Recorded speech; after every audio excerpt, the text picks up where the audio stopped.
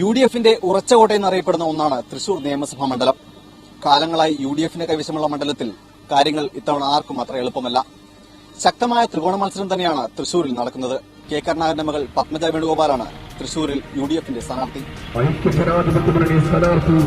ശ്രീമതി പത്മജ വേണുഗോപാലുമായി വാഹനത്തിന് തൊട്ടുപിറകിലായി കടന്നുവരുന്നു.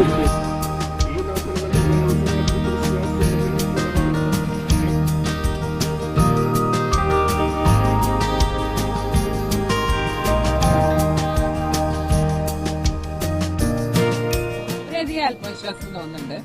കാരണം തൃശ്ശൂരിലെ ആളുകളെ എനിക്കറിയാം. അവരെത്ര മാത്രം എന്റെ അച്ഛനെ സ്നേഹിച്ചിരുന്നെന്നും ഞങ്ങളെ സ്നേഹിക്കണമെന്ന് എനിക്കറിയാം. മികച്ച ഭൂരിപക്ഷത്തിൽ തന്നെ വിജയിക്കും. പരിചയപ്പെടുത്തൽ ആവശ്യമില്ലാത്ത വി എസ് സുനിൽകുമാറാണ് തൃശൂർ മണ്ഡലത്തിലെ LDF സ്ഥാനാർത്ഥി.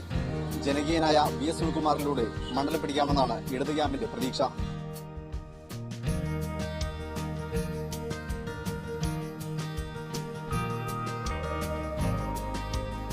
പ്രചരണ അവസാന ഘട്ടത്തിലേക്ക് ആവുന്നതോറും കൂടുതൽ ആത്മവിശ്വാസത്തോടു കൂടിയിട്ടാണ് മുന്നോട്ട് പോകുന്നത്. കാരണം പരമാവധി വോട്ടർമാരെ നേരിട്ട് കാണുക എന്നുള്ളതാണ് ഞങ്ങൾ ചെയ്യുന്നൊരു കാര്യം. അപ്പോൾ മിക്കവാറും കുറേ മേഖലയിലെ വീടുകളിൽ കയറി നേരിട്ട് വോട്ടർമാരെ കാണുമ്പോൾ കിട്ടുന്ന ഒരു ഫീഡ്ബാക്ക് എന്ന് പറയുന്നത് വളരെ അനുകൂലമായിട്ടുള്ള ഒരു സാഹചര്യമാണ്. ഞാൻ തുടക്കം മുതൽ പറയുന്നതാണ്, തൃശ്ശൂരിൽ ഇത്തവണ ഞങ്ങൾ ജയിക്കും. തദ്ദേശ തെരഞ്ഞെടുപ്പിലെ മികച്ച പ്രകടനമാണ് മണ്ഡലത്തിൽ BJPക്ക് വിജയപ്രതീക്ഷ നൽകുന്നത്. ഒപ്പം B ഗോപാലകൃഷ്ണൻ എന്ന സ്ഥാനാർത്ഥിയുടെ വ്യക്തിമികവും വോട്ടായി മാറുമെന്ന് നേതൃത്വം കണക്കുകൂട്ടുന്നു.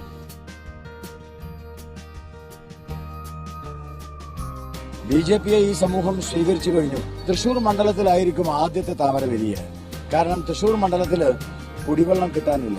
കുടിവെള്ളമില്ലാത്ത ഒരു തൃശൂരിനെ ആ കുടിവെള്ളം ഇല്ലാതാക്കിയ ഇടതുപക്ഷത്തെയും വലതുപക്ഷത്തെയും ഈ തൃശൂരിലെ ജനങ്ങൾക്ക് വേണ്ട.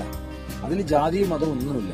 ഇവിടുത്തെ ന്യൂനപക്ഷ വിഭാഗങ്ങൾ പോലും BJPയെ രണ്ട് കൈയും കൂട്ടി സ്വീകരിക്കുക. പ്രചാരണം അവസാന ഘട്ടത്തിലേക്ക് കടക്കുമ്പോൾ സ്ഥാനാർത്ഥികളെല്ലാം തന്നെ തികഞ്ഞ വിജയപ്രതീക്ഷയിലാണ്. തൃശൂർ മണ്ഡലത്തിലെ വിജയെ തീരുമാനിക്കാൻ ഫോട്ടോ ഫിനിഷിംഗ് തന്നെ വേണ്ടി വന്നേക്കും. അബ്ദുൽ മനാസ്, മീഡിയ 1, തൃശൂർ.